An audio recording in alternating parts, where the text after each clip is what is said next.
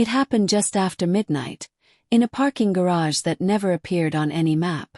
Kang Min-jae was standing beside his car, jacket still buttoned, phone dark in his hand, when a message arrived from a number he did not recognize. No greeting, no explanation, just one line. Someone inside your circle is lying. You are not safe tonight. Min-jae did not move. Men like him learned early not to react first. Reaction was weakness. Stillness was power. Around him, the city hummed. Engines passing above, security cameras blinking red. The quiet confidence of a man who had survived long enough to own the night instead of fear it. Kang Min-jae was not a public figure. He was not meant to be found. And yet someone had found him anyway. Before we continue, take a moment to let me know where you're watching from. And if you're new here, consider subscribing, because this story is not about explosions or gunfire. It's about what happens when silence breaks in the wrong place at the wrong time. Kang Min-jae did not rise to power by accident. He was raised in a world where loyalty was currency and mistakes were fatal. By 35, he had inherited an empire built on discipline, secrecy, and control. His name was never spoken loudly. His presence was never accidental. People who worked for him believed they were safe because he planned for everything. Everything except one text. Lina Park sent that message with shaking hands in the back room of a place she wasn't supposed to be.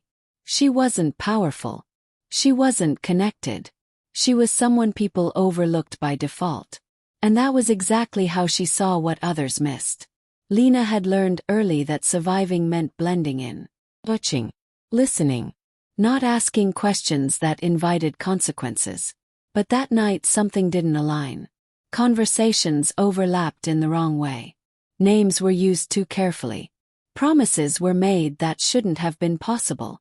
And suddenly Lina understood something terrifying.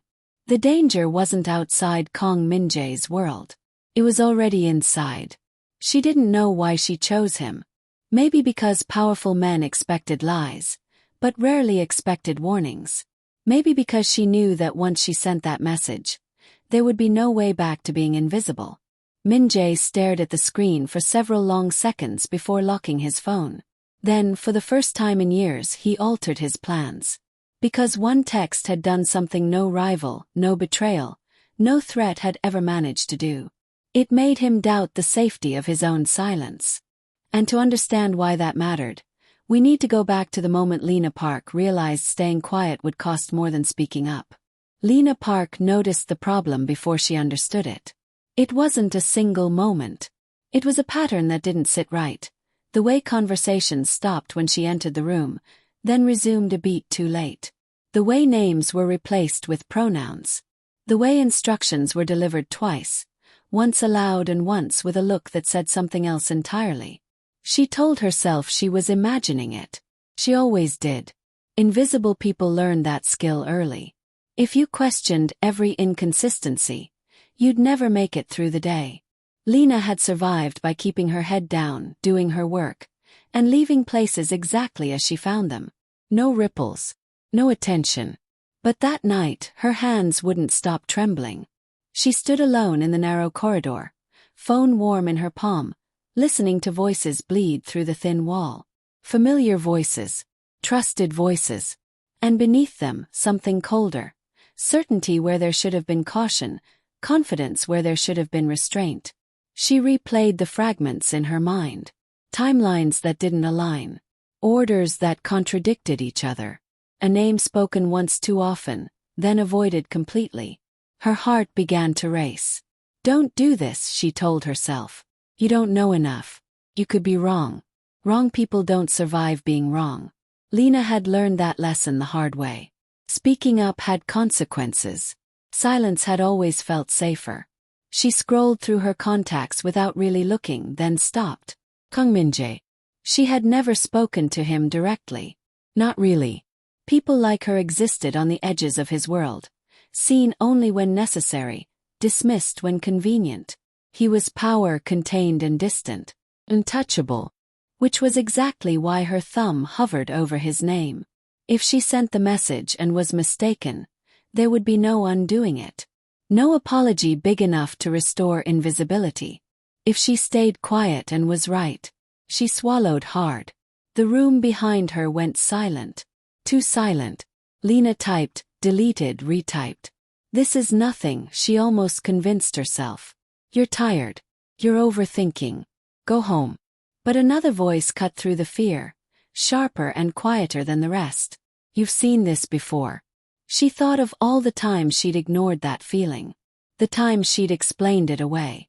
The times she'd learned later that her instincts had been right, and silence had been expensive. Her thumb finally moved. Something isn't right. I think people are lying to you. She stared at the words, heart pounding so hard it hurt. The message was careful, vague, just enough to warn without accusing. She pressed send. For a moment nothing happened. Then the weight hit her all at once. Not relief, not fear, but clarity. She had crossed a line she couldn't uncross. Whatever happened next would happen because she chose not to look away. Lina slipped her phone back into her pocket and took a steadying breath. The danger hadn't arrived yet. But she knew, with absolute certainty, that it was already moving. Kang Min-jae was reviewing numbers when his phone vibrated. Not the public phone. Not the one his staff could reach. The private line, reserved for messages that mattered because very few people even knew it existed. He didn't reach for it immediately. Min-jae had built his life on discipline. Nothing startled him. Nothing rushed him. Power, he'd learned, wasn't about reaction. It was about restraint. He finished the line he was reading, set the folder down, and only then picked up the phone. One message. Something isn't right. I think people are lying to you. No signature. No explanation. No plea. Min-jae studied the screen in silence. Most warnings arrived dressed in desperation or greed. People wanted protection, money, forgiveness. They overshared. They panicked. This message did none of that. It was measured, controlled, almost reluctant. That alone made it dangerous. He leaned back in his chair, eyes unfocused as he replayed the last few days in his mind. Meetings that had gone too smoothly. Decisions agreed to without resistance. Loyalty that felt performative. Min-jae did not believe in coincidence. He tapped the screen once, pulling up the sender's number. Lina Park. The name surfaced slowly, like something retrieved from deep water.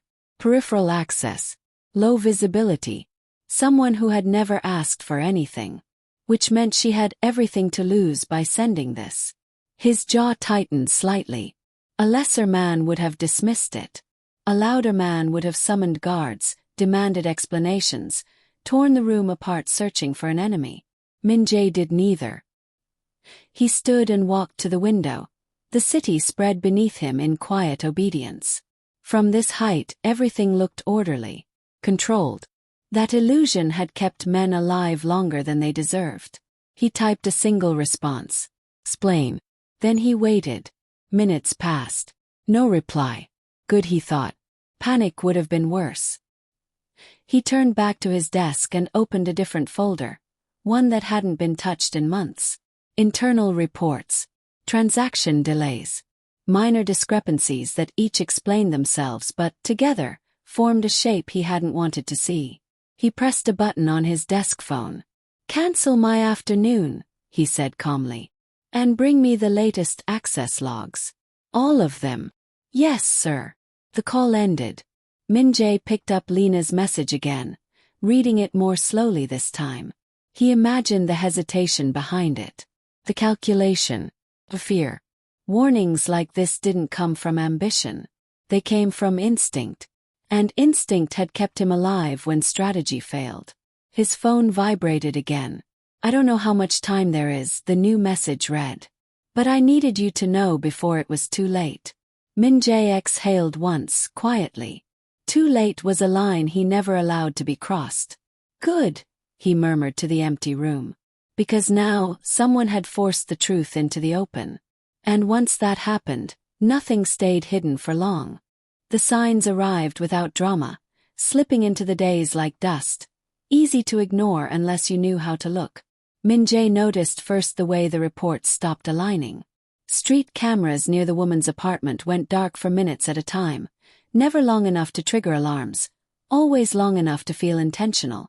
A patrol he hadn't ordered rerouted itself twice in 1 week, both times away from the same block. Coincidence, his men would have said. Noise in a living city. But noise had rhythm and this didn't. He didn't ask questions out loud. He watched. From a distance, the woman's life appeared ordinary. Morning routines. A child's small hand tugging at her sleeve. Groceries carried home in reusable bags. But the ordinary frayed at the edges. She checked behind her before unlocking the door, even on bright afternoons. She changed routes without reason. Once, she paused at a crosswalk long after the light turned green, eyes scanning reflections in glass instead of the street ahead. The child was quieter than most. Not withdrawn, aware. When strangers passed too close, his shoulders tightened. When a car idled too long, his gaze lifted, sharp and measuring, as if he were listening to something no one else could hear. Children learned fear in many ways, Min-jae knew. This one had learned it early. He began with paper. Old manifests, closed cases. Names that surfaced, sank, then surfaced again under different spellings. A debt resolved too cleanly. A conflict that ended without blood or apology. Someone had stepped in once, years ago, and erased a problem without leaving fingerprints. That kind of mercy was rare. That kind of silence even rarer. At night, Min-jae stood by the window of his office.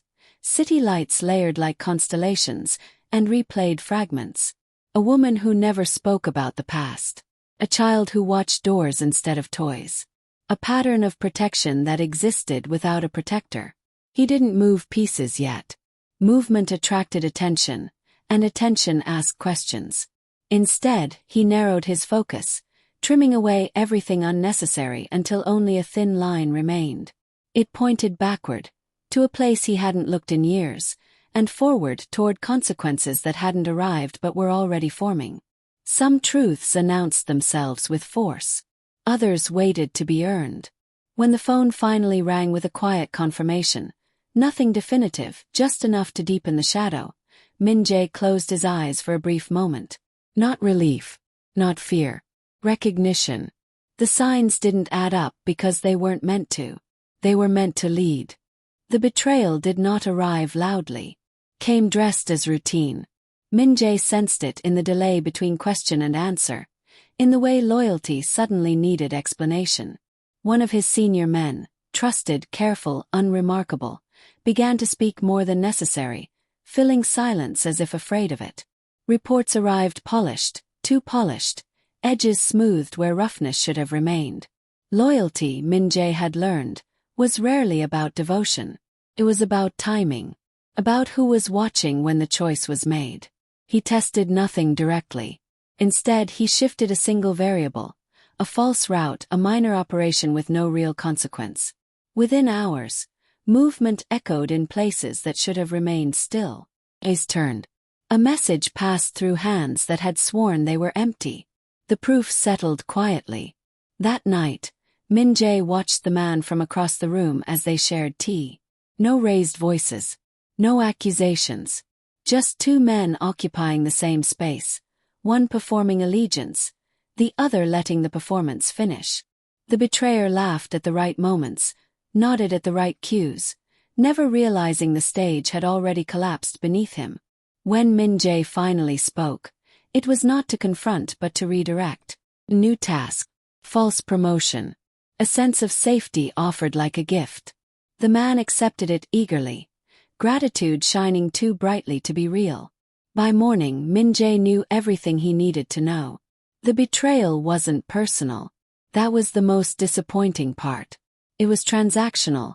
Fear traded for protection, information for the illusion of survival.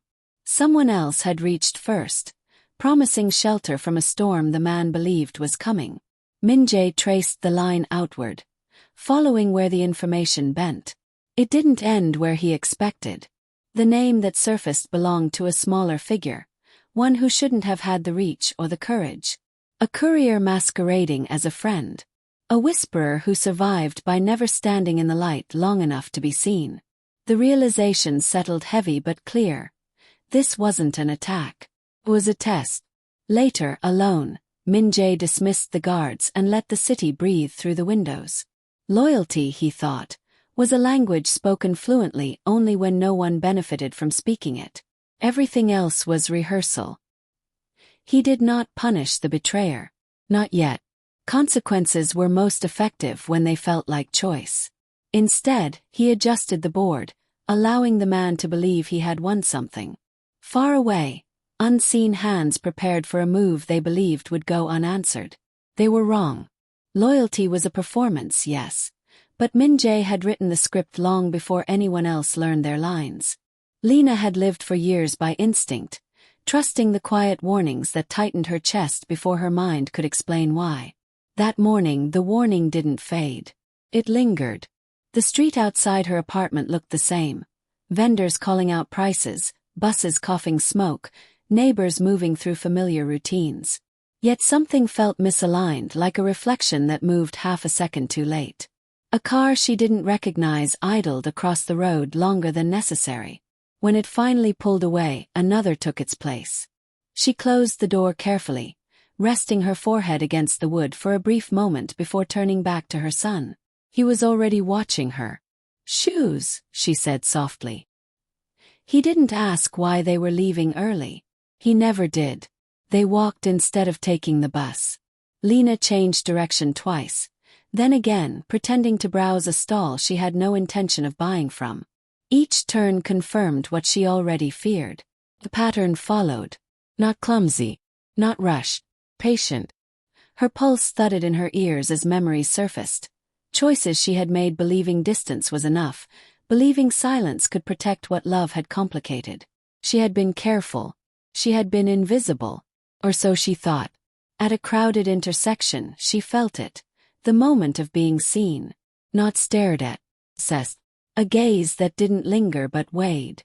She didn't look back.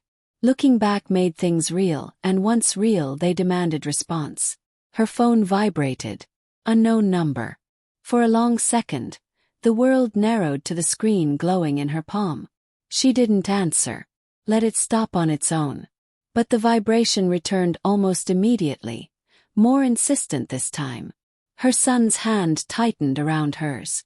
"Mama," he whispered, not scared, just alert. That broke her restraint. She answered without speaking. "You've been careful," a man said calmly on the other end. Not threatening, not kind, certain. But careful isn't the same as safe. Lina stopped walking. The noise of the city pressed in around her. Suddenly too loud, too alive. She said nothing, afraid that if she spoke, years of hiding would spill out with her breath. "You were never supposed to be found," the voice continued. "But someone noticed the absence around you. Protection leaves shapes, even when you can't see it." Her knees felt weak, but she stayed standing. "What do you want?" she asked finally. "To make sure you understand the cost," he replied. "Being seen changes things." The call ended. Lina stood there long after, phone cold in her hand. The danger she had always treated like a distant storm was no longer on the horizon. It was above her, already breaking. She looked down at her son, at the way his eyes tracked the street with quiet intelligence, and felt fear sharpen into resolve.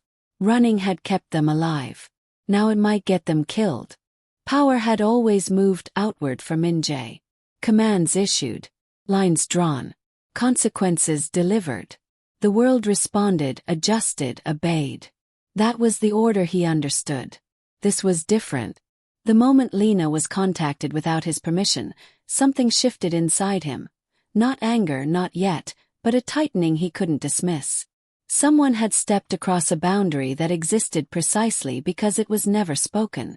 Protection was meant to be invisible. Once it announced itself, it became leverage. He dismissed the room and remained alone, lights dimmed, the city reduced to a blur beyond glass. For the first time in years, he felt the urge to act immediately, and resisted it. Reaction was weakness. He had taught that lesson himself. Yet the conflict pressed in, quiet but relentless. Every move he made now would ripple inward, forcing him to confront why this line mattered more than others. Why the thought of Lina being frightened, truly frightened, settled like a weight behind his ribs. Why the child's watchful silence surfaced in his thoughts uninvited. He reviewed the chain again. The betrayal. The whisperer. Call. It had been calculated to provoke him without revealing its source. A challenge wrapped as warning. They wanted him to move. Min-jae closed his eyes and exhaled slowly. Power, when unchecked, devoured its own foundations. He had seen men burn their empires to prove they could. He would not be one of them. Still, restraint came at a cost. He thought of the boy, of what it meant to grow up learning danger before language, of how protection, once broken, could never be restored to innocence. That thought sharpened into something uncomfortably close to guilt. When he finally opened his eyes, the decision was already forming, unwelcome but clear. To shield them fully would mean exposure. To stay hidden would mean leaving them vulnerable. Power could not do both. He summoned 2 trusted operatives, only 2, and spoke in fragments, never names, never details. The instructions were defensive, not aggressive. Distance tightened. Eyes redirected. Quiet walls raised where none had existed before. Even so, he felt the fracture within himself widen. This was the danger of being seen from the other side. Influence invited responsibility. And responsibility demanded choice. Later, alone again, Min-jae rested his hands on the cool surface of the table and stared at his reflection in the darkened glass. The man looking back was controlled, composed, unchanged. But beneath that surface, something had turned inward, questioning the very rules that had kept him alive. Power had always protected him. Now it asked what he was willing to lose. Outside, the city continued its endless motion, unaware that a decision had been made. Not to strike, not to retreat, but to endure the slow burn of conflict no enemy could see. For the first time, Min-jae understood that the greatest threat was not exposure. It was attachment. Lina packed without committing to the act. Clothes folded, unfolded, folded again. Documents slid into an envelope, then removed. Every movement felt provisional, as if deciding too fully would summon consequences she wasn't ready to face. Running had always been her answer. It was clean. Directionless but clean. Her son sat on the bed, watching her hands instead of the room. "Are we leaving?" he asked. He paused. Children sensed lies before words formed. She had learned that from him. "I don't know," she said truthfully. Outside, evening settled with deceptive calm. The same car was parked down the street, farther now, as if retreating were a kindness. She knew better. Distance was not mercy. It was confidence. Her phone lay silent on the table. No more calls. No messages. That absence felt deliberate, like someone stepping back to see what she would do next. Lina sat beside her son and pulled him close, breathing in the familiar warmth of him. Running meant uprooting him again. New rooms, new schools, new rules of silence. It meant teaching him that fear always won. Standing still meant something else entirely. Exposure. Collision. The risk that the past would finally collect its debt. She closed her eyes and let the memories surface. The moment she had chosen love without fully understanding its cost. The years spent erasing traces of herself. The quiet belief that if she asked nothing, no one would demand anything in return. That belief was gone. Her phone vibrated once. Not a call. Message. No sender name. Just an address and a time. Tomorrow. Her first instinct was to delete it. To pack the rest of the bag and disappear before morning. She stood, lifted the suitcase, and felt her son's hand curl into her sleeve. "You're scared," he said gently, as if naming it would make it manageable. She knelt in front of him, meeting his eyes. They were steady. Too steady for his age. "Yes," she admitted. "Are we in trouble?" She thought of lying. He didn't. "We might be," she said.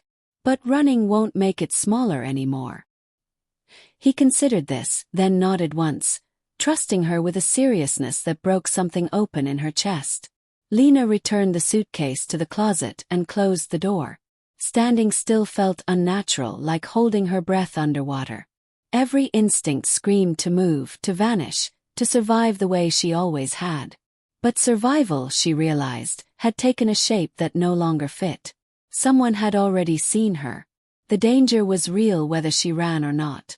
As night deepened, Lina sat by the window, watching the street without hiding from it. Tomorrow would force answers she had avoided for years.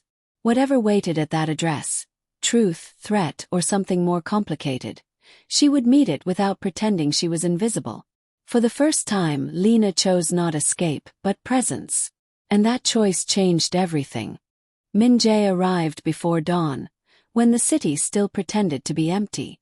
The building was one he hadn't entered in years, not because he couldn't, but because he had chosen not to. Old power lived there, thick in the walls, preserved by silence and fear. This was where his inheritance had been shaped, not handed down with affection but imposed with expectation. Control had been the lesson. Control over men, over outcomes, over weakness, especially his own. He moved through the corridors without escort, footsteps echoing softly, each one stirring memories he preferred disciplined and dormant. He remembered standing smaller here once, listening to voices that never asked what he wanted, only what he could endure. Love had never been part of the equation. Obedience had been enough. In the private room at the back he stopped. The chair was still there. Same position. Same deliberate angle toward the window, as if even seated, the man who once occupied it had needed to oversee everything. Min-jae did not sit. He remained standing, hands loose at his sides, breathing steady. This was the cost of control, he realized. Demanded distance. From others. From softness. From choice. You inherited the rules along with the power, whether you agreed to them or not. For years, he had worn that inheritance perfectly. Improved it even. Refined the cruelty into efficiency. Removed chaos and called it order. People feared him because fear worked. But fear had limits. Lina's face surfaced in his mind, not as memory but as presence. The way she stood when afraid without collapsing. The way she chose stillness when instinct demanded flight. And the child, watchful, silent, already learning what power did to those who lived near it. Min-jae felt the fracture again, deeper now. This was what control really cost. The moment you realized you were no longer sure the rules deserved to survive you. He could tighten his grip. Eliminate the threats. Reassert dominance so completely that no one would dare test him again. That was the inheritance speaking. Clean. Familiar. Effective. Or he could accept the risk of change. Change meant exposure. It meant allowing parts of his life to exist outside calculation. It meant choosing consequence over certainty. Min-jae turned toward the window. Dawn was beginning to thin the darkness, light edging in without permission. The city did not ask to be controlled, simply endured. He understood then that inheritance was not destiny. It was a proposal, one he could finally refuse. When he left the building, the sun was rising fully, casting long shadows that did not chase him. The decision he carried was heavier than any weapon, quieter than any threat. Control had given him everything. Now it asked for more than he was willing to pay. The danger did not retreat after Lina's choice. It adjusted. Morning came with the same sounds, the street waking, doors opening, life insisting on itself, but Lina moved through it differently. She was no longer shrinking her presence to fit the space. She stood straighter. She looked people in the eye. Fear still lived in her body, but it no longer commanded it. At the address she had been sent, nothing dramatic waited. No confrontation. No guards. Just a quiet cafe with too much glass and too many exits to be accidental. Lina chose a table where she could see the door and sat without checking her phone. That alone felt like defiance. When the man arrived, she recognized him not by his face but by the way the room seemed to recalibrate around him. He didn't smile. He didn't threaten. He spoke as if the ground had already agreed with him. "You've stopped running," he observed. "Yes," Lina replied. Her voice didn't shake. She noticed that first. He studied her for a moment longer, then nodded slightly, as if confirming a theory. "That makes you more predictable," he said. "No," she corrected. "It makes me harder to move." The conversation was brief. Information exchanged without warmth or apology. Boundaries named instead of tested. When it ended, nothing was resolved, but something had shifted. She was no longer an absence to be managed. She was a variable that required respect. Outside, the air felt sharper, cleaner. The world hadn't softened, but she had hardened in a way that didn't feel like loss. At home, her son watched her closely, as he always did. "Did you win?" he asked. Lina knelt in front of him and considered the question. "No," she said. "But I didn't disappear." He seemed satisfied with that. Over the following days, the surveillance didn't vanish, but it loosened. The pressure became less constant, more cautious. Lina adjusted in response, not with panic, but with intention. She learned where to pause, where to move, when to speak, and when silence served her better. Survival was no longer just reaction. It was strategy. At night, when the city settled into its uneasy sleep, Lina allowed herself moments of stillness without dread. She understood now that safety was not the absence of danger. It was the presence of agency. Somewhere beyond her sight, forces still watched, still calculated. The danger hadn't ended. Might never. But Lina had changed. She was no longer surviving by erasing herself. She was surviving by being seen, and choosing each day not to break under it.